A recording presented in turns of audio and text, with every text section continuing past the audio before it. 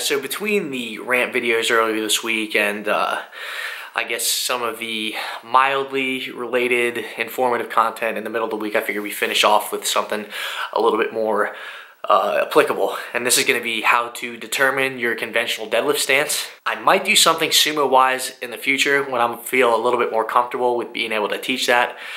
If not, I could get a couple people I know from my gym to do it who are extremely good sumo lifters, but we'll see. Anyway, when you break it down between sumo and conventional, the sumo lift is a much more technical lift than the conventional is. The conventional, I would look at it as a little bit more of an athletic type stance, and I actually have gotten this tip for setting it up from two different people. One was from an old speed coach back when I was playing high school football, who was using it in order to help us learn how to teach the vertical jump.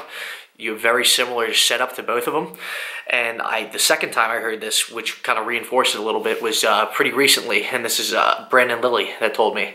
I forget if it was either at the seminar or when he had visited our gym a few weeks prior delivering some equipment. Regardless, the main tip he was telling me was basically to assume a stance where you would essentially be trying to get prepared for a vertical jump, just being able to jump as high as you possibly could. And a lot of people have a lot of closed stances, like Nick Wright's an example, Pete Rubish is a good example, Garrett Gonzalez has a very closed stance, but these might be exceptions to the rule rather than the general rule. So just going off of a stance to start with, I think this is probably going to be the most powerful position that you have, and this is something your body's naturally going to go to.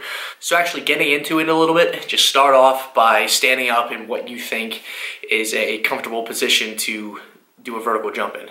So you'll be looking at my feet. So maybe I'm thinking here. Personally, this feels a little bit tight.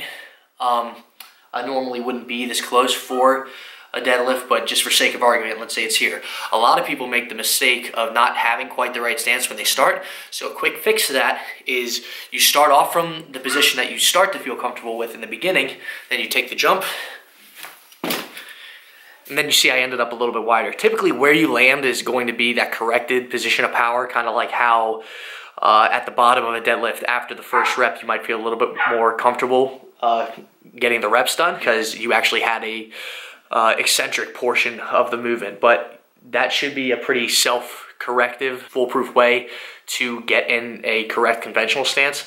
So like I was saying, instead of just starting off with a stance that you feel comfortable doing that vertical jump in the beginning, actually do the jump and then get used to that stance, because that's honestly going to be your probably most powerful position, because your body's going to essentially be prepared to do another jump from your strongest spot. And then, yeah, from there, that's pretty much where your deadlift width should be.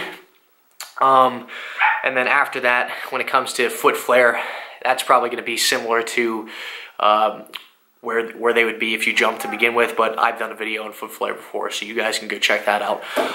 In the meantime, like, share, and subscribe, and I'll talk to you guys next week.